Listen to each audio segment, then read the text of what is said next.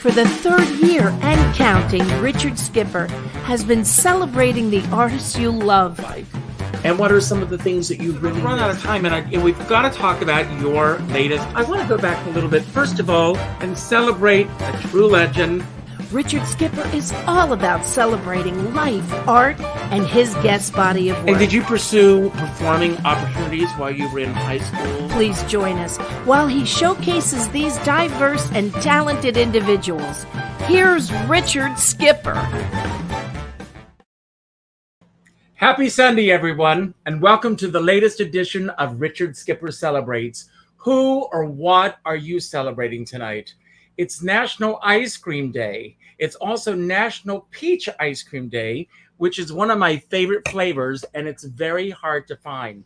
When I was a kid, there was a flavor that we used to get at my grandmother's, and it was an orange pineapple, and I have never been able to find it anywhere else on the planet, which reminds me a lot of some of the themes that I've been reading about in this amazing book by Sue Phillips, where she talks about flavors and scents and aromas and smells and things that will take us back.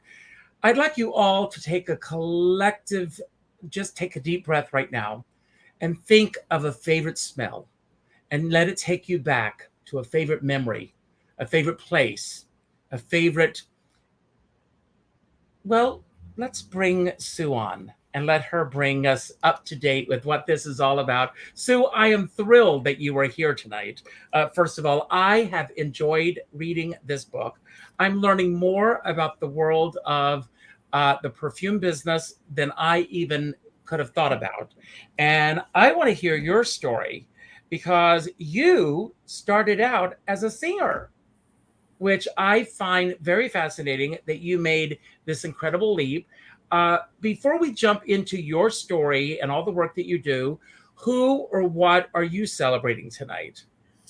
I'm celebrating being in America, having the opportunity of talking to you. I am so thrilled that I can share my passion for fragrance. So what am I celebrating tonight? Just how lucky I am and how grateful I am to be in New York City and to be in this incredible country. So I actually celebrate it all the time. Well, I'm all about celebrating. And in the introduction of your book, you talk about certain moments that you have when you're walking around in the city, and a certain smell will automatically take you back to your childhood growing up in South Africa. And I want to go back there for a moment. I asked before we began for a photograph of you, and I think this is you at 10 years old. There's your very fashionable mother. Yeah. So I know where this all begins. And I love the fact that her name is Grace. So let's start there. Tell us a little bit about that little girl growing up in South Africa. So Sue, or as my parents would call me, Susan, which I really hated, so I became Sue in America. I was surrounded by incredible art. My mother was an amazing artist, and she was a singer and a musician and a beautiful homemaker. So I always had art and culture in my life. I had piano lessons when I was 8, so of course piano was very important to me. I would hear my mom singing. So I was always into the arts. And at 10 years old, one of my mom's friends, who was a theatrical producer, and her name was Toby, because she had this wonderful, deep, resonant voice. And she called my mom and she said, "Grace, I have a play I'm doing, and I think your Susan would be marvelous for it." And so my mom was taken aback, and she said to me, "Sue," or Susan, "Toby called and she's got a play, and would you like to audition?" And of course, yes, I said, fantastic. So I auditioned and I got the role. But because I was 10 years old and still at school, we had to have alternates. So there were 2 understudies. So I didn't get to go on every night, of course. I still had to do homework and practice and go to sleep early. But it was the start of my foray into theater. And I still continue to be in involved in acting and theater these days. So my career kind of took a pass. I was in theater, singing and acting in South Africa. I was in many, many roles at college and university. And then I came to America in search of fame and fortune in the theatrical world. And I went to see a headhunter, and he said, forget that. We've got 20,000 out of work singers and actresses. We don't need another one. And I landed up going into business. But interestingly enough, about 5 years ago, one of my friends in the cosmetic industry retired and became a playwright. Well, he'd always done writing of plays. And he called me. He said, Sue, we're starting a playwriting group. Would you like to come in and join us? Because I had told him over the years I'd done snippets of theater. So every Tuesday night I'm in Pages and I work in theater, and these days it's on Zoom. But so I've never really gotten away from it, but I've still enjoyed theater and music and the arts. Well, it's interesting. Next month, actually in 2 weeks, will be 43 years ago that I arrived in New York, and I know that when most people come to New York to pursue a career, it would be like asking them to break off an arm or a leg to ask them to leave this business. Yeah. So for a headhunter to say, there are thousands of out of work actors, and that's a small number, everyone, by the way. Yes. You listened to that person. So obviously, were you thinking at that point that there had to be something bigger for you, or what made you go in the other direction? Well, it was purely a function of need. I had to get a green card.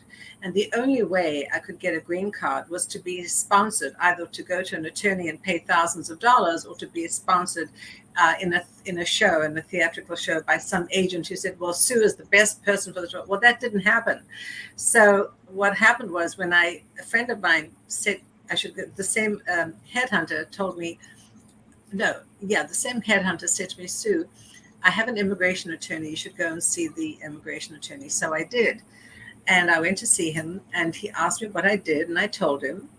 And he said, well, I can't help you with theater. But he said, did you do anything else? And I said, well, my mother always said I should have something to fall back on. And how many moms? Mom, are you watching? And my mother said at the time in South Africa, Sue, you should really do a secretarial course. Well, I loathed the idea of it, but I did. And I did really well in it. But then, I had it, I did it, and off I went. So when he asked me, what did I do? And I told him the story, and he said, were you any good? And by the way he asked me that, I knew that was my ticket into America. I said, yes, I was great. He said, well, can you start on Monday? I need an executive assistant. I said, no. I have to go and take a refresher course. I haven't done shorthand and typing. They don't have shorthand here anymore. Shorthand is sort of from the dark ages. But he was a legal immigration attorney, and he needed somebody to take all the briefs and the notes. So I went to a secretarial school. I enrolled for 2 weeks. I got my skills back up, 80 words a minute for shorthand and 120 words a minute, or vice versa for typing. And I started, and he said he would process my green card. I told him that I would stay for a year. In the interim, at night, I started singing and acting and going to all these comedy clubs and theatrical clubs. So I kept my hand in, if you will, in the theatrical world, but I couldn't do anything because I really wasn't legal.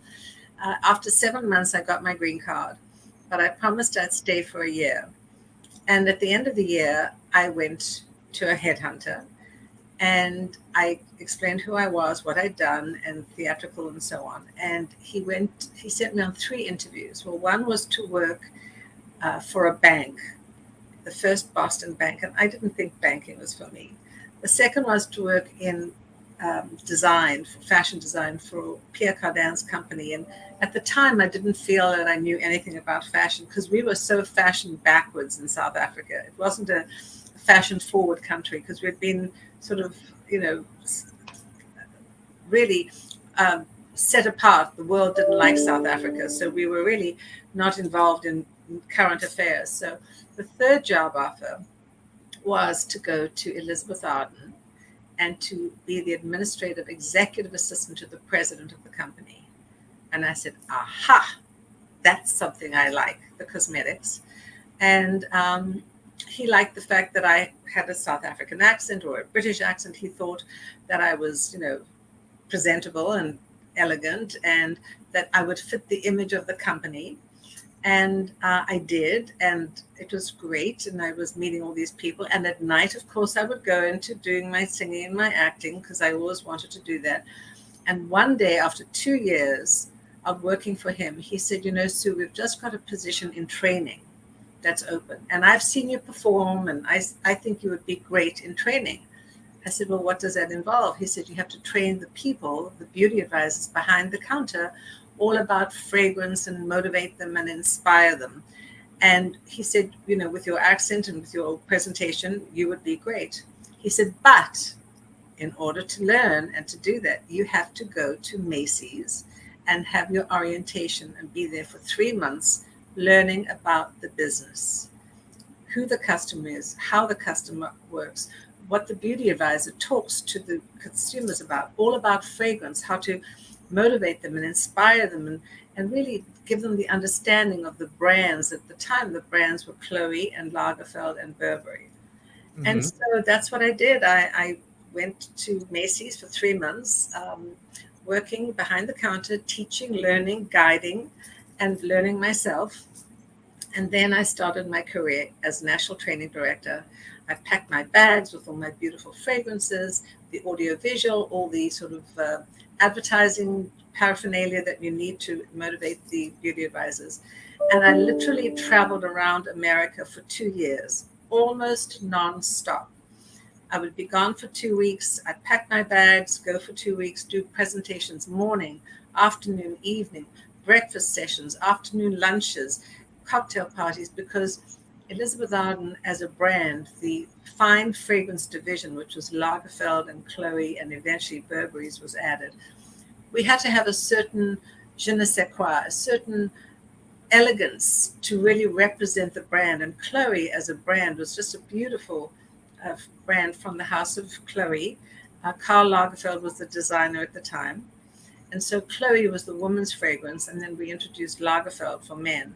So I had to train the beauty advisors about the product, what it was made of, what the ingredients were, how to position it, how to talk about it, the adjectives, just the positioning. And what I did was I went back to my background from my mom. So when I had a training seminar, we used to do them either in lovely hotels or conference rooms, I always had music playing. I always had lovely, somehow artwork I brought from New York, and I put it around the room. I had beautiful flowers. So I created an ambiance. And when the beauty advisors came in, it was like they were mesmerized. I transformed the conference. What you were doing, excuse me, you were creating a theatrical experience. Exactly. Yes. And I transformed this dull conference room into a magical place. And I explained what the brand was, who the brand was, etc. And when they left, they were so motivated, they couldn't wait to get out and sell the product. And so what happened was, every time I was in a market and I did these training seminars, sales would go sky high. So it was a wonderful opportunity for me to learn about America. But 2 years of traveling nonstop became really, really tiring. And after 2 years, I went to the president and I said, Joe, what now? It was no longer Mr. Ronchetti, it was Joe. I said, I've done this. What do I do next? Because you're going to kill me if you keep me traveling like this. And so that's how I got into color cosmetics, lovely girly girl stuff, lips, eyes, nails, cosmetics, and then back into marketing. And I was at Arden for 6 years. And then their competitor heard about me, hired me to be international marketing director for fragrance and men's skincare. I was there for 4 years, worked on all kinds of brands for Lancôme, the fragrance Trésor, and then worked on new products, and Maginoire, which is a staple fragrance from Lancôme. Introduced a men's skincare line called Programme Homme. And 4 years later, a headhunter called me and recruited me to be vice president of marketing for Tiffany and Company. And I developed and launched the Tiffany perfume. Absolutely. And that is where I became familiar with your work. And this trajectory that you essentially have created your own career. Uh, was anyone else out there doing what you were doing at this point You mean in the fragrance industry in or the just fragrance industry? I don't think so. It's so funny because I never thought of myself as an entrepreneur. And I certainly am. And now I've even coined the term entrepreneur with entrepreneur ascent. I think because of my creative background, I was never going to stay in a box of just marketing and without the sort of vision of how to build a brand, how to entice people, how to motivate people. And so as a marketing executive, you had to do the finance and the forecast and the marketing projections. But guess what? I also went out looking at theater and singing and acting. And ultimately, I had to curtail the theater because I was really working full time and it was quite a demanding job. But when I left Tiffany to have my daughter, that's when I started all the things that I love to do again, the singing, the acting, back to marketing, back to presenting. And so for 33 years, I've actually had my own company, which I call Centerprises. And I just am so grateful for the things that I've been able to do. Richard, if you'd have told me growing up in South Africa that I would be living in New York, I would be a marketing and branding expert, a writer, creating fragrances for Tiffany and Burberry and all these iconic brands, I would say it's not possible. But I just keep on going, and I'm so passionate about what I love to do. I think the key is the fact that you were open to these possibilities when they came your way. Instead of saying, no, this is the path I'm on, I'm not going to listen to that door. You said yes when these opportunities came your way. And to me, that is, and obviously you have the skills to do these things, but that I think is part of the genius of Sue Phillips as well. Thank you. Well, even I will tell you honestly, even when I was with the president of the company and we would have major CEOs come in from all the department stores and the specialty stores. And, as part of just my background, when people would come and visit us at home, we invited them for tea or we helped with tea. So I automatically would say to the guests who came into the meetings, to the CEOs and the executive VPs, would you like some tea or coffee? And I got up and I went and made tea and coffee. Now, when I was a VP at Tiffany, and now I'd really gone up, certain assistants said, no, I don't do coffee. I don't do coffee. It's not what I do. And I said, well, how can that be? It's sort of the job defined responsibilities. You're this and you're not that. And they felt making coffee for people was demeaning. And maybe it was, but I just felt it was part of being considerate and being courteous. And if people come into your home and being social, being social, exactly. I absolutely love that. It's interesting because I've heard certain people say that's not in my job description. Exactly.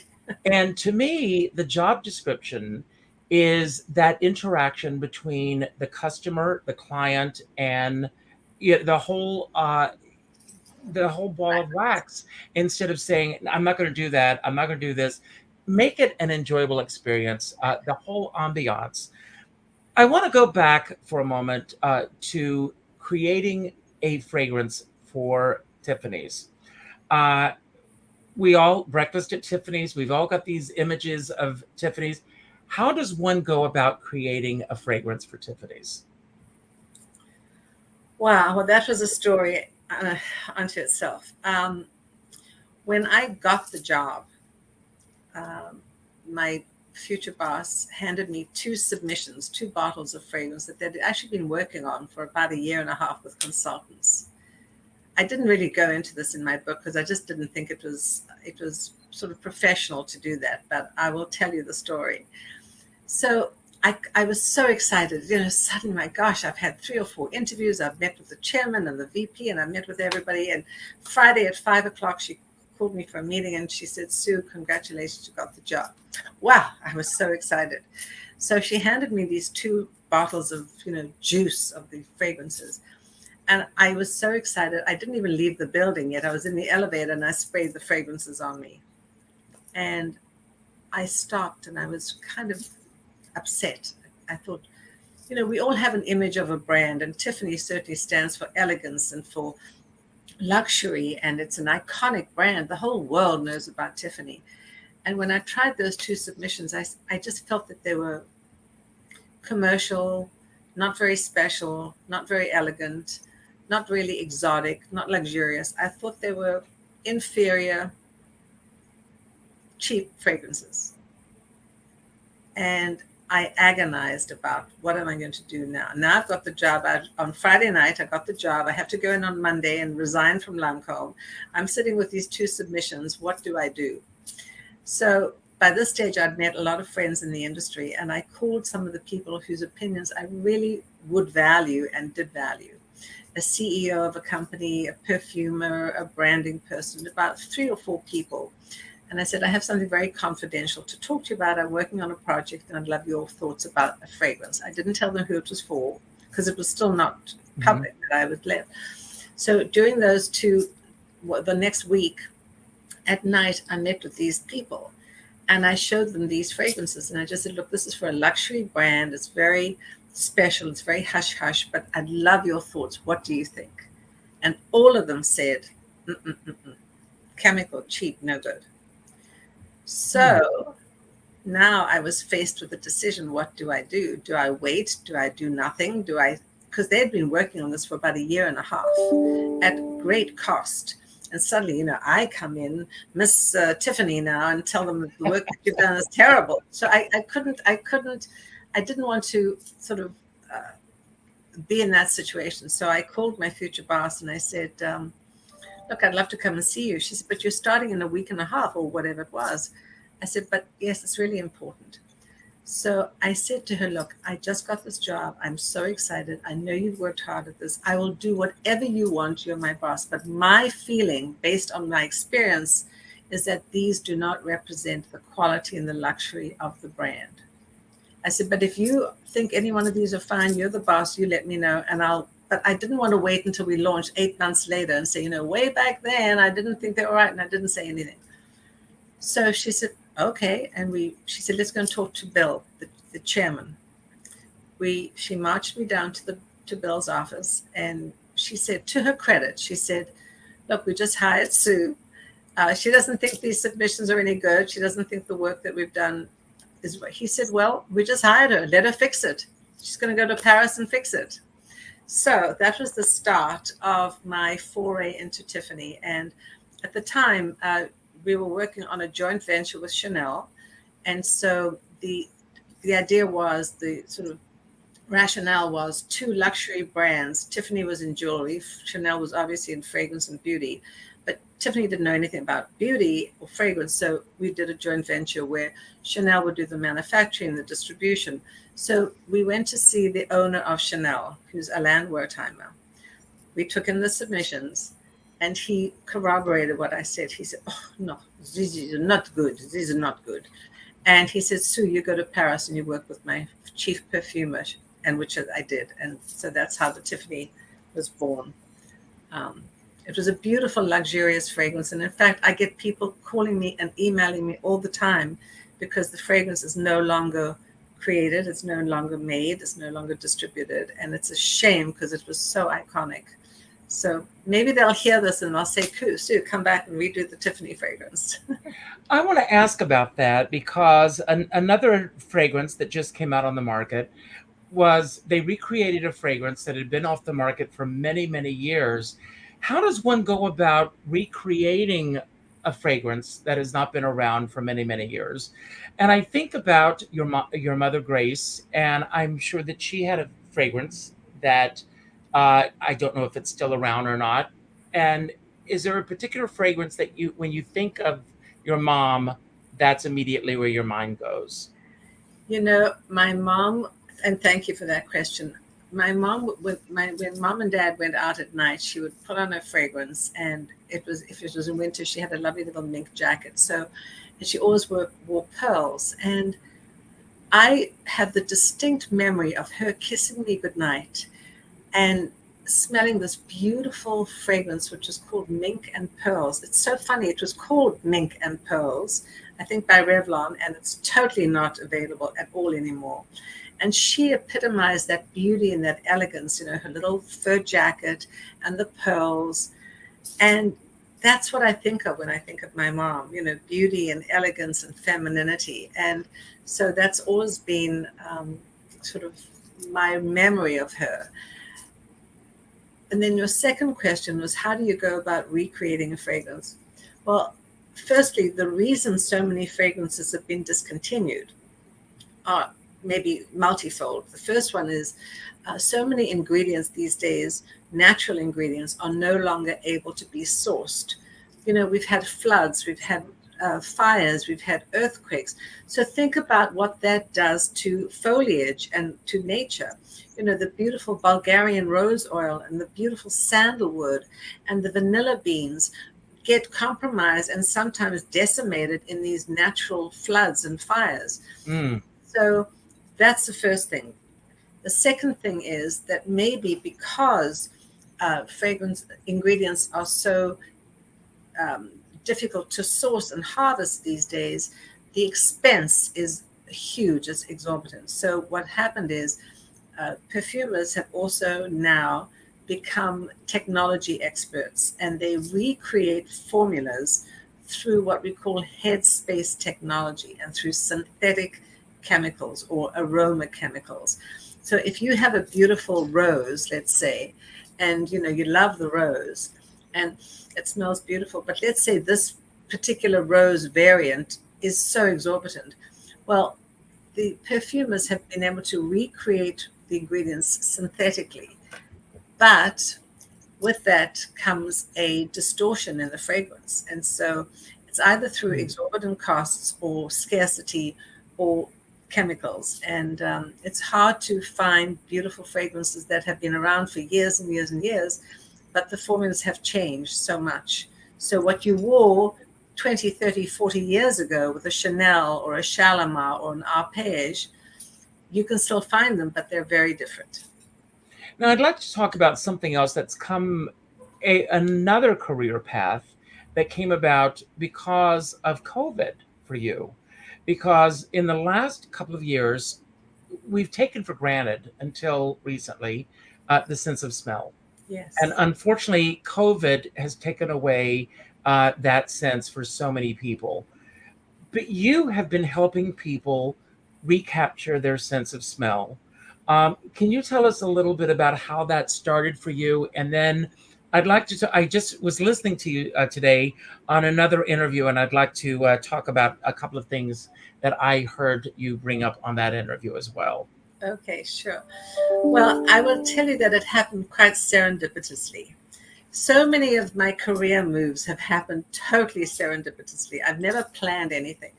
So during the pandemic, my business shut down. No one was coming to make fragrances. All the corporate events closed down. And I was downtown in Tribeca in a lovely perfume studio, which I had created with my mom's artwork and really made a beautiful oasis. So business shut down. And I said, okay, well, now's the time to write my book. I'd always loved to write. I was always writing articles. I was actually a beauty director or beauty editor for a magazine called Glow. So I wrote a lot of articles. So I put pen to paper and I started to write my book. And that was in March 2020. And I wasn't sure what to call it, but ultimately I called it The Power of Perfume. And we were now it was published by Central Park South Publishers, and March 21st, 2021 was going to be the launch at the National Arts Club. Because when I started the book, I called my friend at the National Arts Club. I said, I'm writing a book. It'll be ready next year. She said, great, we'll book you for a date. Well, the date came and went, but there was no book signing or book launch because of the pandemic. But she said, Sue, I'll give you the date the following year. So Now I really had to write because I had a deadline. And so I presented it and launched it at the National Arts Club. 700 people watched on Zoom, and it was great. And then, as a result, NBC wanted to do a story about it. The day before the interview, they called me and they said, Sue, we have a young woman who has had COVID. She has anosmia, which is total lack of smell. And can you help her? I said, well, I don't know, but I'll try. I'm not a doctor. I'm not a scientist, but I'll try. And she came to meet with me. And by this stage, I moved into a pop-up boutique on the Upper East Side. So I was doing appointments with people, and she came in, and the crew was there. NBC TV was there. And I took her through this fragrance journey, showing her all my fragrance blends. I've made 18 of them. And the first one, no. We went up to the 13th one. And finally she said, oh, I smell something, and it's beautiful. And she started to cry. Of course, I teared up. The camera crew teared up, and I'm still tearing up now. And it was such an emotional moment because she had lost her sense of smell for almost 15 months. So the story went viral. It was amazing. I've now helped about 130 people over the last year. And I tell everybody, look, I'm not a doctor. I'm not a scientist. I cannot guarantee results, but I know the power of my perfume. I know the power of the ingredients I have. And I know generally that our olfactory sense is connected directly to the limbic system. And so there's this huge, powerful connection if you concentrate and if you focus and if you really give yourself positive self-talk, hopefully you'll be able to smell. And so I developed my scent kit, which is the 18 blends. And I am so happy that I've been able to help people via Zoom. I send them the scent kit and we do a Zoom session, or we do it in person. And it's fascinating because there are so many doctors who are ENT doctors, and they have told me, and my clients have told me, that so many doctors just give up. They said, look, I don't know, it'll come back. Don't worry about it. Or, just be happy you can do something. And as I said before, it's one thing that we take for granted. And of course, with the sense of smell comes the sense of taste, and I can't even imagine. I mean, I'm knocking on wood that I've been lucky enough. Yeah. I've not experienced COVID at all. Me too. Thankfully. Thank goodness. Thank goodness. But so many of my friends have, and they've told me how difficult it is for them. So thank God the work that you're doing, on this level as well. But going back to this interview, and I'm not going to mention the interview unless you want to bring it up. But the host, it was a wonderful interview, was talking about getting a well-known brand at a cheaper location, if you will. Yeah. And do you know what I'm talking about? Yes. And you brought up a very interesting point that I had not thought about until I was listening to this interview today, that so many of us, most people, especially artists, and so many of my artist friends are watching, we look for bargains. And that bargain may not be a real bargain in the sense of getting a bargain. Exactly.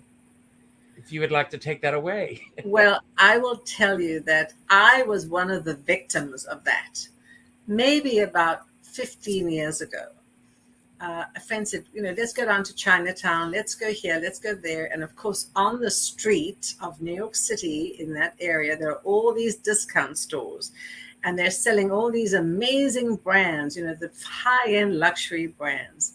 And so my friend bought a fragrance that she absolutely adored and loved, which is a very gourmand, edible, vanilla-y type, incredible fragrance. And I said, and it was like $29 as opposed to $140. And I said, I don't think you should do that. No. She said she did. So what happened was she opened it after she bought it, and I smelled it. I said, this is a fake. This is awful. But the packaging was beautiful. It looked exactly like the proper thing.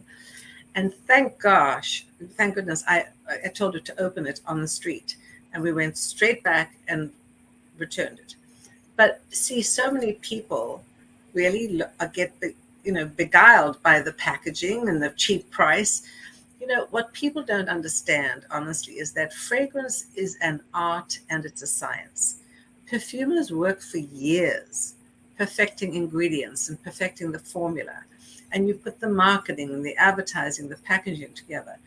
And, maybe some fragrances are overpriced, but you know what? You would never go to a Picasso or a Renoir or a Matisse and say, you wouldn't go to a second artist or a fake artist and say, just make me a Matisse or a Renoir or a Picasso because, I want a bargain. Because that's a fake. So, we all want a bargain.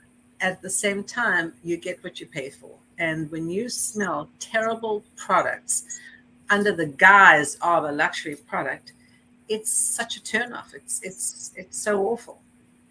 You've also talked about going into a store and being sprayed, and then maybe making a purchase, and then getting home and finding out it's not the same that you were experiencing in the store. And you say that there's nothing wrong with going back to the store and returning it. Well, that's actually what happened to me in Paris. They were just launching this brand new Montana fragrance, and it wasn't in New York yet. It wasn't coming to America for a while, because so many times these French or Italian or European designers, they launch in the home country and ultimately it comes to America. Or sometimes it's a sort of an international dual launch. And when I went into Galeries Lafayette and I was looking at the new fragrance, and it was sprayed, it was all in the air and it smelled amazing. It just, the aroma in the air was captivating. So of course I bought it. And then I went back to the hotel and I sprayed it on me. I sprayed it on me because I hadn't sprayed it on me. I smelled it in the air. And it was awful. It was just horrifying on my skin. You see, what people don't understand is that we all have our own DNA and we all have certain skin types that will either enhance a fragrance or little distort a fragrance. If you have too much, a lot of men have, and studies have shown, and biology shows that men have thicker skins than women and they have oilier skin. So men like fragrances that will give them that sort of comfort, whereas women are usually have thinner skins and not as much oil. And so the fragrances work differently on so many skin types. And that's why it's so important to try a fragrance on your skin first and then see how it matches. Because if you wear a fragrance and you haven't tried it on your skin, but it's a popular fragrance, or it's, I like to say, the fragrance du jour, it's the fragrance of the moment, and it smells good in the air, but not on your skin, it can also be a really sad disconnect. Well, I want to bring up a point, and forgive me for going down this path, but in certain stores, you walk in, and they've gotten better at this, but there was a time where you would walk into a store and they would spritz you before they even asked if they could spritz you. They cut back on that. But sometimes they will spray you and the perfume is not right for your body type, or in those situations, some people make the wrong choices. And how do you educate them, or is there a way of essentially being polite, I want to be, of turning them around? Well, going back to my days of training, we used to train, I used to motivate and train the beauty advisors that not every fragrance is right for every customer or client. And it's really important to ask the customer, or to number one, tell the client, what the fragrance is about and would they like to try it. And you spray it on a blotter strip. You don't just spray it on them. So we have, in the industry, we have these little strips, blotter strips. So you spray the fragrance on the blotter strip and then you evaluate it. And the reason we spray it on the strip is because this is the purest way to evaluate fragrance. There's no body chemistry. There's no sort sort of oils on this. It's a pure way of spraying it. And that is how you're supposed to spray a fragrance. And, again, it's all part of the training. I have been in those stores where I have literally been attacked by these people who spray fragrance. And it was such a turnoff. And that's one of the other reasons why fragrance became so commercial and got such a bad rap. For people, when I tell people I'm in the industry, oh, no, I get allergies and headaches. No, don't spray. I said, no, I'm not spraying. I'm just telling you that I'm in the industry. But I think that the customer appreciation and the customer, consideration really left a lot to be desired. And it's a shame. Absolutely. And I want to have you, with all that you've done, and first of all, the book is incredible, and it's really, for me, wonderful essays, Yes. of different aspects of the business and your own life as well. Have you thought of going on the next step, and perhaps you have, of becoming a motivational speaker? Everyone that's watching the show right now, myself included, we just are in love with you and how you have taken this business by storm, essentially. Would you consider becoming a motivational speaker? And have you done TED Talks? Have you gone that direction? And if so, how can we all get on that bandwagon? Wow, Richard, thank you so much. You are so sweet, and I thank you for your encouragement. I love to talk. I love to speak about fragrance. In fact, I don't know if you know Clubhouse, but Clubhouse is an audio app which is on the phone. And it also, I think it came about as a result of COVID or pandemic. Everybody was home. And I don't know, I can't remember the guys who started, but these two brilliant men started this app called Clubhouse. And it was good for iPhone and Android. And what happened was, at that time, about a year and a half, almost 2 years ago now, it was by invitation only for iPhones. And somebody, a colleague of mine, had sent me an invitation to join Clubhouse. I didn't even know what it was. And I didn't even know if it was a scam or not, because I hadn't heard from this person for so long. So I texted back and I said, well, who are you? And what are you telling me about? And they told me who it was. I said, okay, fine. So I knew it was legit. So I went on. And I was listening to these people talking about whatever subject they were talking about that day. And I was so motivated. So it was about 1 o'clock in the morning, which is the time I usually go to sleep. And I joined Clubhouse and I raised my hand and I got up and I spoke and I talked about, and I called my club, The Power of Perfume. And it was such an amazing opportunity to get my message out, to talk to people about what I love to do. And I now have the largest perfume club on Clubhouse. It's called The Power of Perfume. I have 2 rooms every week. One is Fragrant Fridays at 6 o'clock Eastern time, and one is Sensual Sundays at 1:30. So I do these rooms every week, Fragrant Fridays and Sensual Sundays. And I have a following and they come and listen. I love to speak about fragrance. I would love to do a TED Talk. I really believe that is the next thing that I must do, and I somehow will apply or find a way to do it. And just to help build my brand, because I really do think that people don't realize how important fragrance is to our well-being. And just the fact that COVID has accelerated the awareness of how devastating it can be with people who don't have a sense of smell, and then ultimately don't have a sense of taste, because fragrance and sense and taste are so aligned. And so I really would love to get that story out. And of course, going back to my theatrical days, it would be wonderful for me to get up and speak. That's great. I've got some questions here, and then we're going to do some wind down questions. Sure. And our giveaway today, I'm going to give away a copy of your book. So we're going to go, and we have a question from Brad. Do they make hyperallergenic perfumes for people who have allergies? I think there are some, Brad, and thanks for the question.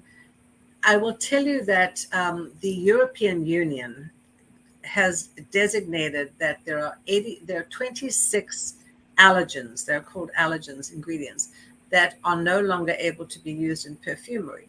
So some of them are on the banned list. And that's why so many perfumers are now making fragrances synthetically. I always say that peanuts have given people anaphylactic shock and all the rest of it, and peanuts have been known to put people in cardiac arrest. Have they banned peanuts? No.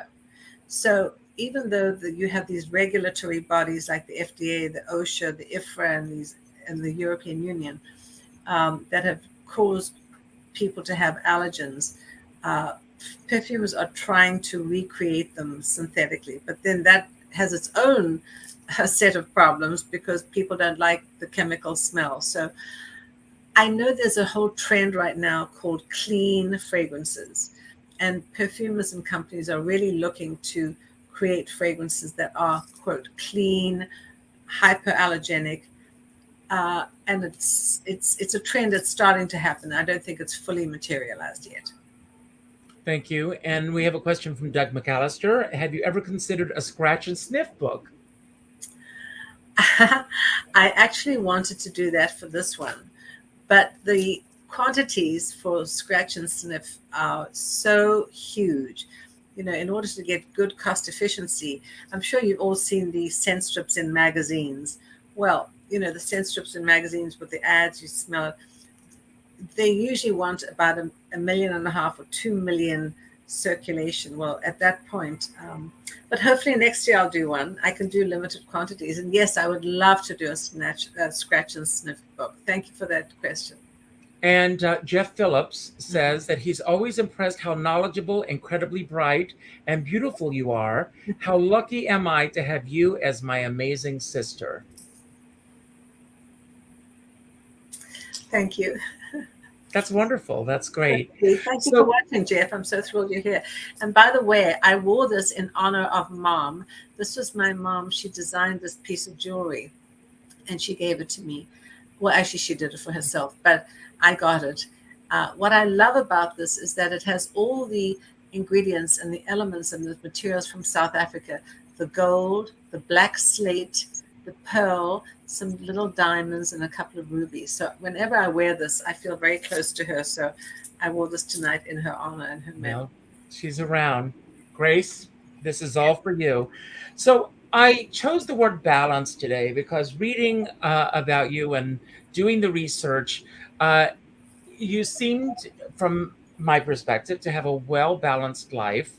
What does balance mean for you? And how are you able to balance everything with being, in your introduction to your book, you dedicate the book to both your mom and your daughter, which I think is wonderful that it's this through line that will continue going on.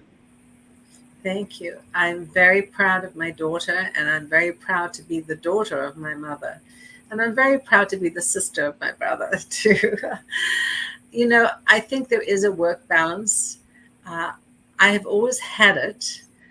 When I was, home with my family, I would work, we would have lovely parties on weekends, and I would entertain a lot. And then that life ended. And I think right now, honestly, my balance is my work.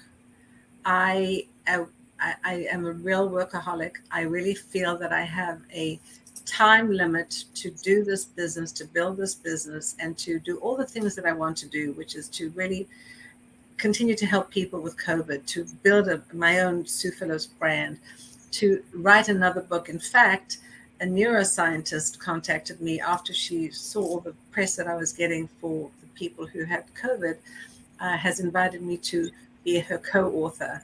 Well, she said she wants to be my co-author, and we're writing a book. And she said that she will come to it from the standpoint of neuroscience to really endorse and to just really corroborate the work that I'm doing in fragrance, because so many people don't think about fragrance in neuroscience, even though we all know that our olfactory bulb is so connected to our limbic system, and memories, emotions happen. And so I'm doing that. That's my next book. I'm excited about that.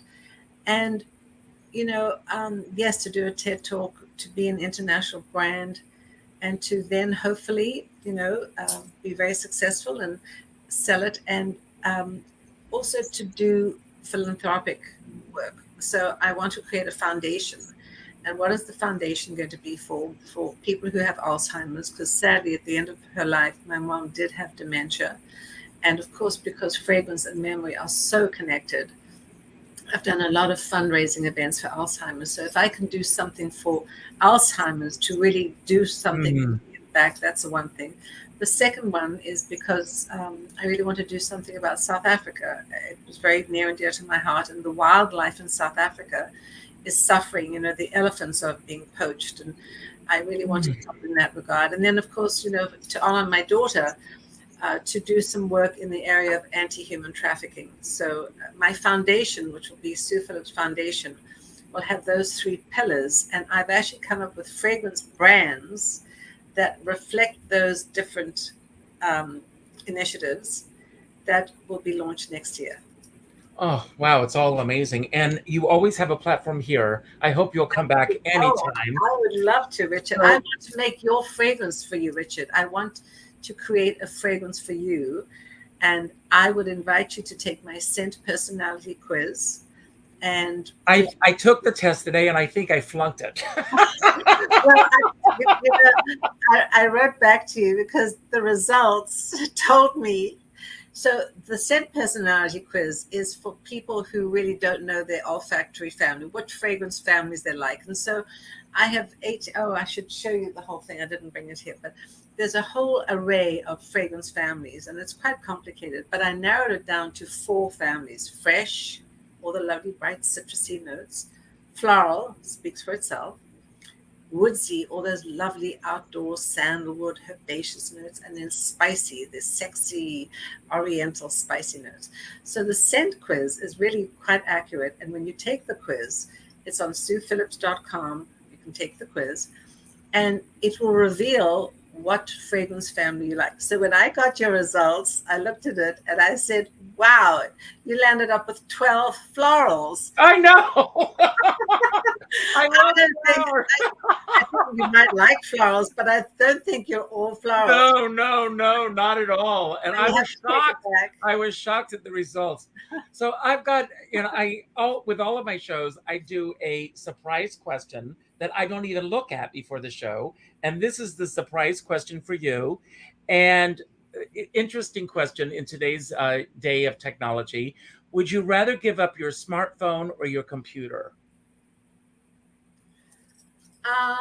Great question. I think my computer, because what is so wonderful about the smartphone, and of course I have one, is that you can do everything on a smartphone that you can do on a computer, but it's more compact, it's more portable, it's more accessible. You can stick it in your pocket, you can hide it, you can turn it on and off, and it's so convenient. And who would have thought, I mean, just think of the brilliance of tech. Who would have thought that we could actually communicate to the entire world with a little device that fits in your hand? It is quite remarkable. I'm always so really humbled by what technology has done and what we can do with it. And one of these days, I am going to have a little device that will attach to the smartphone, which will emit fragrance. Oh, I love it.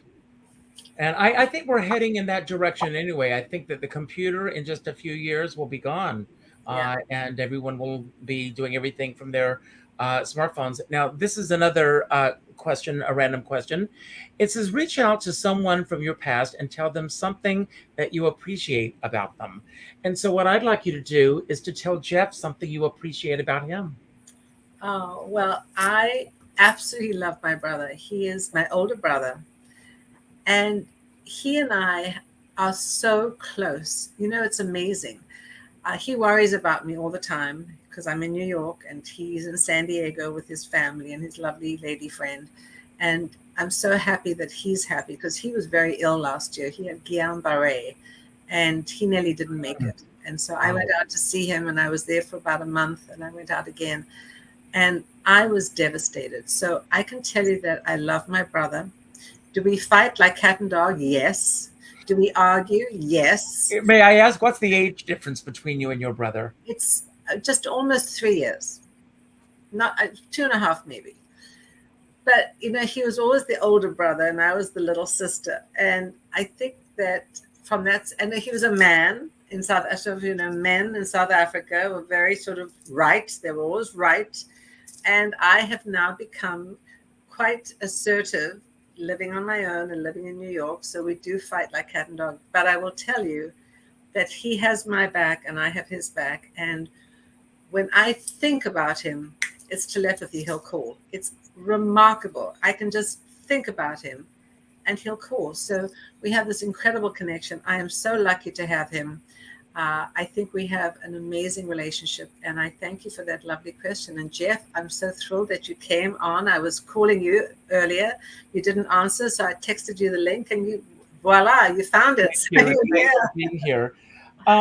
Who is the person that you would find to be the most similar to you in your profession?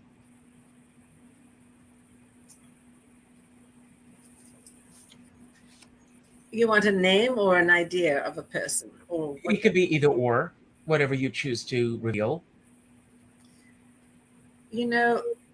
Gosh, I would love to say, Coco Chanel and Elizabeth Arden and all these wonderful people who actually, created the fragrance industry. I would say that the 3 women who really pioneered, well, 4 women who pioneered this industry were Madame Helena Rubinstein, Elizabeth Arden, and Estee Lauder.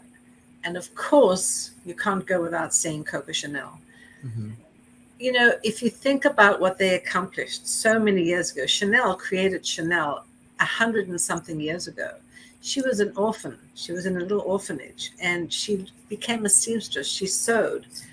And I don't know how or why she had this vision, but, the brand is still around over 100 years ago.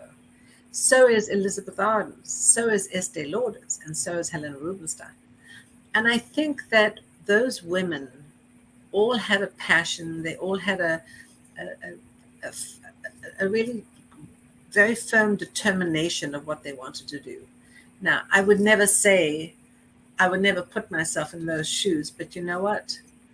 I really believe that it's important to have a vision, to be creative, to be passionate about what you want to do, to never give up, to keep on going under all kinds of problems and issues.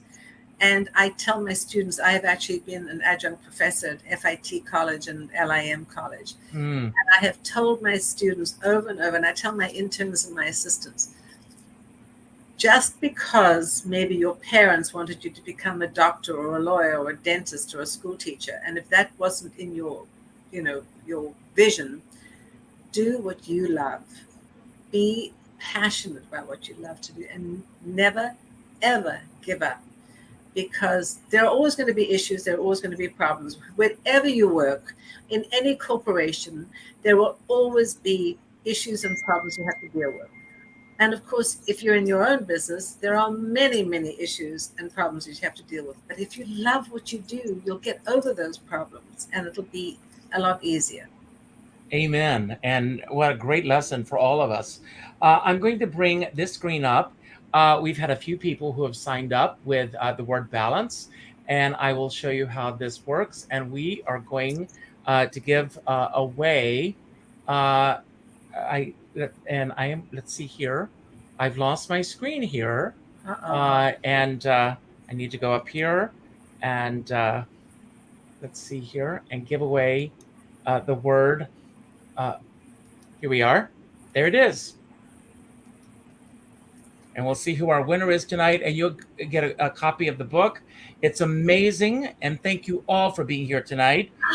Oh my gosh, look at all these people who are here. And do you know Ed? I do know Ed.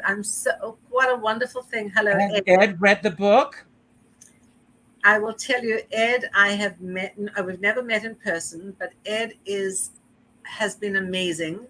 He has actually, he's actually on his way to a conference to help and support me. And I can't really get into it, but I'm so excited that he came on. And thank you, Ed, for coming on. Thank you, Ed. It was meant to be that you were the winner. Ed, if you will send me your email address, richard@richardskipper.com. Once again, that's richard@richardskipper.com. I will send you a copy of Sue's book. And thank you so much. You know what? You know what, Richard? I'll tell you what I'll do. Because I never signed your book, and I want to sign your book. So if you want, I will send a copy to Ed. I don't have his address, but he can send it to me, and it would be my honor to sign a copy and send one to you. When we meet in New York at some point, okay, I will bring you my book when we meet in New York, and you will sign it at that time. How's that? Perfect. And then, so Ed, you will get in touch with Sue, and she will send you a copy of the book. So, and I also want to thank my friend Erin, who put us together. She really went out and said, you've got to have her on the show. And I'm thrilled you said yes. I'm going to say a few closing remarks, and then I'm going to turn it over to you, Sue, and give you the final closing remarks tonight. Don't worry about how to end the show, because when you say goodbye, the final credits will roll. Okay. I want to thank everyone for being here tonight. I hope you've enjoyed the show as much as I have. It's all about balance. It's and following your dreams. And I've learned so much through this incredible book. I end every show by telling everyone to go out and do something nice for somebody else without expecting anything in return. It's Sunday night, and a few weeks ago, I had the incredible actress and singer, Tony Award winner, Joanna Gleason on the show. And Joanna Gleason talked about the Sunday night syndrome. So since it's Sunday night, I'm going to go there. A lot of people on Sunday nights are feeling lonely. They're a little down. The new week is about to begin, or they are feeling whatever they've gone through in the preceding week. So tonight is a good night for you to reach out to a friend with a phone call. So what I'd like you all to do after the show tonight is to go to your Facebook friends list, and I'd like you to reach out to the third name that pops up on your friends list and reach out with a phone call. Not an email message, not a text message, not a private inbox message, but a phone call. And let that person know what they mean to you. If you want to go a step further, you can go to Amazon.com and you can order 2 copies of this book. You can keep one for yourself, and you can send one to the third friend on your list. And you can let them know all about the amazing work that Sue Phillips is doing. I say this because a dear friend of mine says, we're all in this together, but we're not in the same boat. And I always say, if you're going to go out in a boat, make sure you bring a skipper along. Now, after the show, I would also like you all to please leave a comment on YouTube, even if you've done so tonight. And that will let us know what you think of the show. Share this with your friends, if you don't mind. And please let me know what your thoughts are. I also have a newsletter that goes out at midnight tonight, called The Skipper's Guide, and you can go to richardskipper.com and sign up for that. It comes out every Sunday night, and no spamming ever, I promise. Now, Sue, I'm turning the show over to you, and you have the final word. It can be about anything that we talked about tonight that you want to build upon, anything that we didn't talk about that you wish we had, or just anything that you want to say to everyone who's watching. Thank you, and this has been a real treat for me. Thank you. It's been amazing, Richard. Thank you so much. And thank you to everybody who's been watching and for your wonderful comments and questions. You know, I never thought I would ever be in the fragrance industry. I never thought I would ever become a fragrance expert. 5 years ago, somebody said to me, Sue, you're the brand. You have to be the brand. And I didn't have the courage or the confidence then, because my company is Centerprises, and it's Enterprises with an SC, Centerprises. And I love the name of my company, and I love what I do. But, everything has, even, the song, to every time there is a season. What changed my mind was when I was able to write my book, and now I'm an author, and I'm a speaker, And I've been on so many magazine covers and articles and interviews. And I say this not to be boastful, but to say I never believed in myself. And now I know that I am capable of helping people and of being somebody that people can look up to. And that is why I want to do my foundation. And so having the opportunity to talk to people, to be on Richard's show, and to talk to you guys directly is to be such an honor, and to say thank you for watching. Thank you for your comments. And please just be who you are, and know that with hard work and passion and dedication, you can be whoever you are. I would love to hear from you. I would love you to contact me. I have my own app, which is SuePhillipsApp.com. Please log on. You can see my website. You can see some interviews. I'd really love to connect to people. So this has been an amazing platform. I thank you all, and watch out, world. Sue Phillips is coming. Thank you again, and God bless you all, and enjoy the week, and just be well, be happy, be safe, and be fragrant. Thank you.